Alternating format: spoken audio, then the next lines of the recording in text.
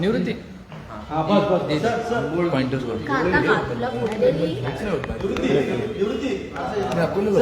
पहिला आधी private limited company पुढे कुठलं BKC त्याच्यावर मी काल बोललो. प्रश्न असा आहे की आता त्यांना मिळाल्यानंतर शिवाजी पण तुमच्यासाठी ओपन होतो. मी बोललो ना त्याच्यावर तेवढंच बोललो. मला वाटतं प्रायव्हेट मराठी होते मग खाली ठेवलंय त्यांना आधी सांगायचं होतं. हॅलो ऐक ना आले सावंत साहेब आले आउटपुट दिले ना 26 झाले ना 27 ला बुलेट नीट होतं. सुरू आलं बुलेट 27 ला नीट होतं. तू नको दाम होतं सुरू कर सुभाष आधी हिंदी करू का मग फ्रेमच्या बाहेर गेले कुठे नाही गेले तिथेच. जुनी चला चला घे घे जुनी आहेत. चला सुरू करू. सावंत साहेब पुन्हा एकदा शिवाजी पार्कचा मुद्दा उपस्थित होतो आहे की दसऱ्याला ते कोणाला दिले जाणार कारण आता शिंदे गटाला BKCचं मैदान देण्यात आलेलं आहे. मला वाटतं हे शुभसंकेत असं समजूया, उलटं समजतो मी. कारण तिथं जे देताना एक कारण सांगितलं की त्यांचा पहिला अर्ज होता. तसा असेल तर आमचाही इथं पहिला अर्ज आहे शिवतीर्थावर शिवाजी पार्कवर. प्रश्न राहतो कुठे त्याच्याही पलीकडे जाऊन शिवसेनेचा परंपरागत मेळावा त्याच मैदानावर होत राहिला आणि म्हणून आमचा हा न्याय हक्क आहे. शिवसेनेची निर्मितीनंतरचा पहिला मेळावा सुद्धा शिवाजी पार्कवर झाला आणि त्यानंतर वंदनीय हिंदू हृदय सम्राट शिवसेना प्रमुख बाळासाहेब ठाकरे 50 वर्षे तिथे गरजत राहिले. गेले आणखीन नंतरच्या काळामध्ये उद्धवजी त्या ठिकाणी आमचे शिवसेना पक्षप्रमुख म्हणून त्या ठिकाणी मार्गदर्शन करत राहिले. तो न्याय हक्क शिवसेनेचा आहे आणि तिथंच वंदनीय शिवसेना प्रमुखांचं शक्तीस्थळ आहे. आता या सगळ्या गोष्टीचा विचार केल्यानंतर आपल्या लक्षात येईल की नुसतं तिथं मेळावे नाही झाले, त्याचे विचारांचं सोनं लुटलं गेलं. वंदनीय शिवसेना प्रमुख गरजले, बरसले, देशाला दिशा दिली, आव्हानं दिली, आव्हानं घेतली, आंदोलनं केली. कधी यशस्वी झालो, कधी पराजित झालो, पण आमचा मेळावा कधी थांबला नाही, कधी लुट. तिनं आत्ता जे राजकारण सुरू आहे ते खरं तर गर्हणीय आहे. खरं कोणालाही लोकांना आवडलेलं नाही हे पहिलं लक्षात घ्या. जाणीवपूर्वक अडथळा. हे स्क्रिप्ट कोण लिहून देतं? आजही काही जी मुलाखत आहे ती स्क्रिप्ट आहे, कोणीतरी लिहून दिलेलं स्क्रिप्ट आहे ते. त्यामुळे तिकडं एक नंबरची भाषा आणि इकडची भाषा जेव्हा बघायला लागली काय लक्षात येतं कोणीतरी स्क्रिप्ट लिहून दिलं आहे. त्यामुळे आदरणीय पक्षप्रमुख उद्धवजी ठाकरे साहेबांच्या नेतृत्वाखाली आता शिवतीर्थावरच्या मेळाव्याला तर त्यांनी निदान आडकाठी निर्माण करू नये, सामोपचाराने हा प्रसंग सोडवा आणि दसरा आनंदात असं कळत आहे की काय शिवाजी पार्कवर जर ते कुणाला एकाला दिलं, कुठल्या एका गटाला दिलं तर कायदा सुव्यवस्थेचा प्रश्न निर्माण होतो. काही होत नाही. त्यामुळं मला सांगा कुणालाच द्यायचं नाही असा महापालिका विचार. हा आता हे तुमच्याकडे कुठून फिलर येतात माहिती नाही. ते फिलर ते सोडत राहतात मुद्दाम. कशासाठी तुमचा मेळावा तिकडे होत असेल, कशासाठी कायदा सुव्यवस्था निर्माण होईल? खरं तर भारतीय जनता पार्टीच्या मनात हाच खरा डाव आहे आणि म्हणून आदरणीय पक्षप्रमुख उद्धवजी ठाकरेंचं मला मनापासून कौतुक वाटतं.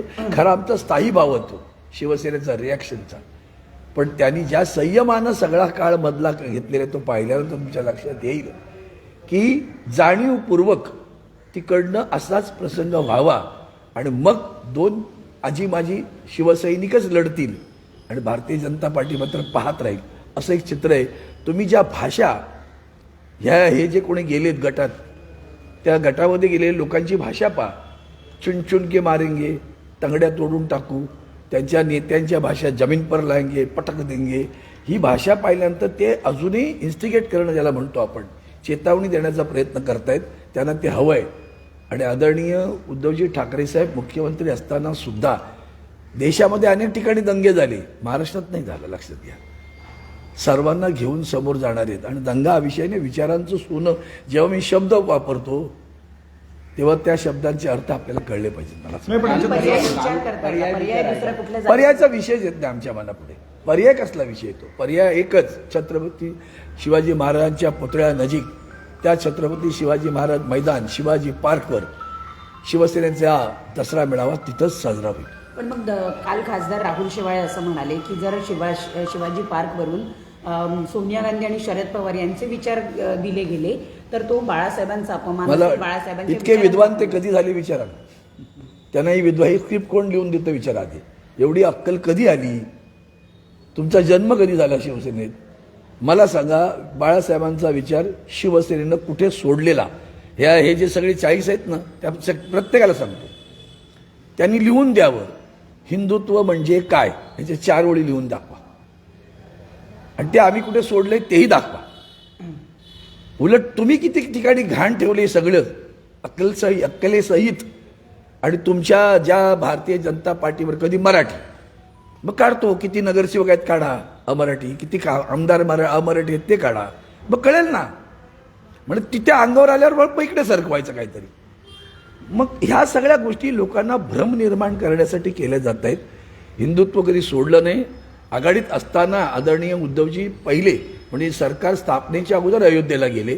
सरकार स्थापल्यानंतर आघाडीचे मुख्यमंत्री असताना सुद्धा अयोध्येला गेले. आणि त्याच्या पलीकडे आणखीन सांगतो की त्या विधानसभेमध्ये आदरणीय उद्धवजींची झालेली मुख्यमंत्री म्हणून झालेली भाषणं आघाडी सरकारमध्ये, त्या भाषणात सुद्धा त्यांनी हिंदुत्व कसे ते आमच्या सोबतच्या सहकाऱ्यांसमोर आणि यांच्यासमोर ठणकावून सभागृहात सांगितलेलं आहे. त्यामुळे हिंदुत्वावर तर अजिबात बोलण्याचा अधिकार नाही. तुम्ही 87ला कुठे होतात ते काढा. ह्या जो कोणी बोललाय ना त्याला म्हणून तुझी विद्वत्ता नको पाजळू. 87ला तुम्ही हिंदुत्वाच्या विरोधात लढलात, आमच्या विरोधात. तुम्ही काय सांगता? गर्व से कहो हम हिंदू आहे नारा कोणी दिला? वंदनीय शिवसेना प्रमुखांनी. हा नारा घेऊन कोण लढलं? शिवसेना लढली. तेव्हा भारतीय जनता पार्टी कुठे होती? विलेपार्लेच्या निवडणुकीत जनता दलात आमच्या विरोधात लढली. मग हे सगळ्या गोष्टी आहेतच की. 2014 साली हिंदुत्वाचा विचार जर असता तर 2014 साली युती का तोडली? तेव्हा का नाही हा प्रश्न विचारला त्यांना? आज तुम्हाला त्यांच्या हिंदुत्वाचा विचारतो. मग विरोधी पक्ष नेते झाले. मग तेव्हा सरकारचा पाठिंबा कोणी दिला होता बाहेरून? शरद पवार साहेबांनी. ते सरकार शरद पवार साहेबांनी वाचवलं होतं. विश्वासदर्शक ठराव 2014च्या विधानसभेतला शरद पवार साहेबांनी बाहेरून पाठिंबा देऊन तुम्हाला वाचवलंय. तेव्हा पाठिंबा घेताना नाही आठवलं. 72 तासाची मुख्यमंत्रीपदाची शपथ घेतलेली तेव्हा कुणाचा पाठिंबा घेऊन होता?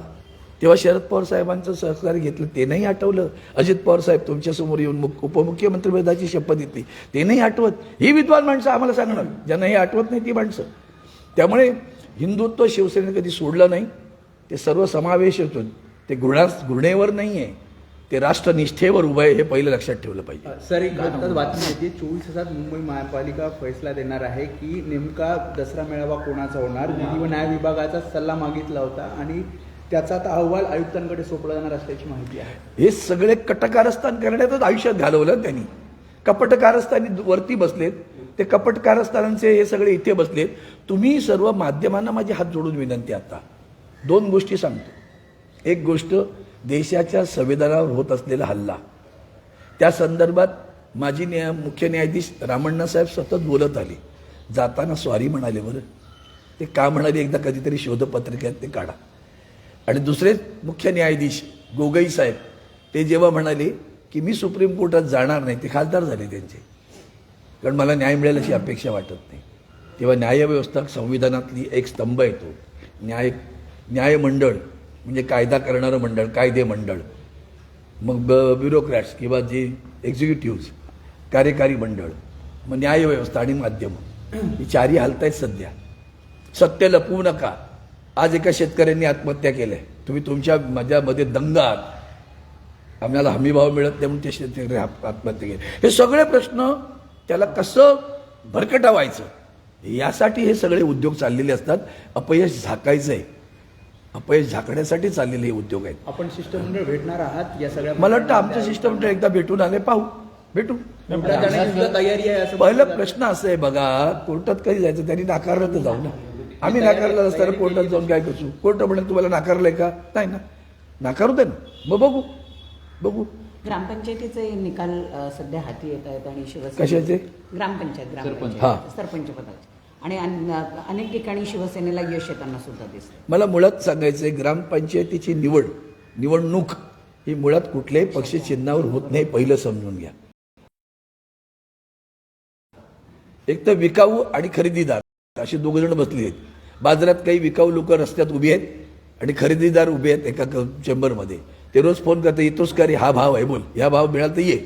सगळे विकाऊ लोक आहेत. तो शिवसेना टिकाऊ आहे, विचारांवर टिकाऊ आहे, आचारांवर टिकाऊ आहे. मला वाटतं बाळासाहेब नक्कीच वंदनीय शिवसेना प्रमुख नक्कीच वरून बघत असतील काय गद्दारांना मी जन्म दिलाय. काय हे भुरटी आणि गद्दार त्यांचा इतिहास जरा काढा बरं, गुगलवर जा. ते भोसले आहेत, केशवराव भोसले, त्यांना एकदा भेटा, मग कळेल ते त्यांच्याकडे काय होते म्हणून. आणि 1985च्या निवडणुकीत ते कोणाबरोबर होते, ते काय म्हणजे वाटेल त्या थापा मारायच्या.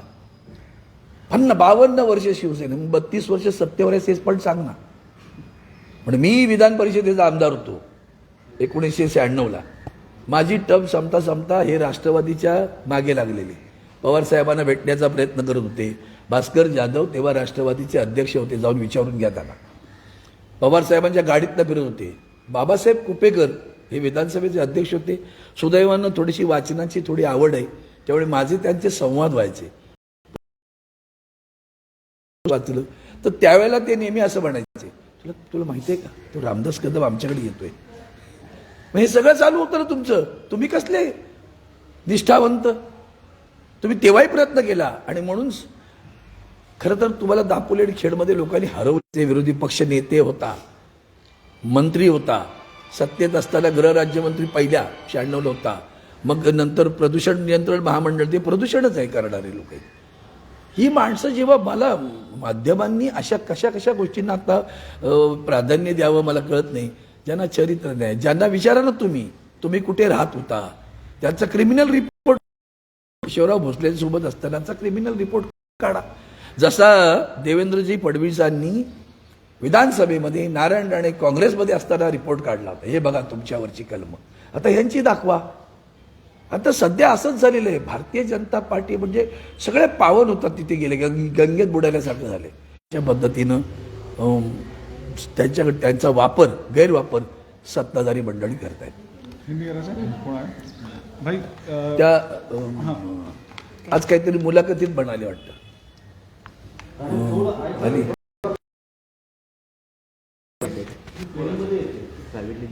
हां, मग प्रायव्हेट लिमिटेड.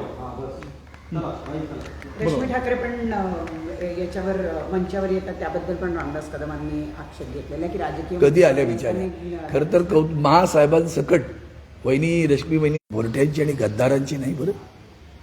त्यांना नैतिक अधिकार नाही. जे पाठ लावून पळून गेलेत ना, जे आश्रितांसारखे फिरले त्यांमध्ये, आणि आश्रित कोणाचे होते, तिन्ही राज्यात सत्ता कोणाची होती, ज्या आश्रितांच्या सोबत फिरले त्या आश्रितांचं स्क्रिप्ट आहे, ज्यांनी आश्रय दिला त्यांचे स्क्रिप्ट आहे. एक चालुकांवरती तर असलेली शिवसेना, वंदनीय शिवसेना प्रमुखांची शिवसेना, ती त्याच पद्धतीने चालत होती. ती आता आदरणीय उद्धवजी त्याच का ये क्लेम है कि बीकेसी ग्राउंड जो है वो दशहरा रैली के लिए उन्हें मिला है. अब क्या शिवसेना का रास्ता पूरी तरह से अब खुला हो गया है? मुझे ऐसा लगता है कि ये इस विषय पर ज़्यादा करना, ज़्यादा आड़े जाना, ये महाराष्ट्र की संस्कृति के लिए अच्छा नहीं है. अब आपको मिला है, और जो कारण उन्हें दिया है वो कारण है कि उनकी अर्जी पहली थी. वही अगर बात करें, अगर वही निकष लगाए तो यहाँ शिवतीर्थ पर तो हमारी अर्जी पहली है. अच्छा, उसके बावजूद भी शक्ति स्थल है, अभी स्मृति स्थल है वंदनीय शिवसेना प्रमुख का, तो आदरणीय काम चल रहा है. क्योंकि जो भी चाहे मन में कहता है तोड़ देंगे, हाथ तोड़ेंगे, पाय तोड़ेंगे, न्यायालय है, जनता का न्याय है.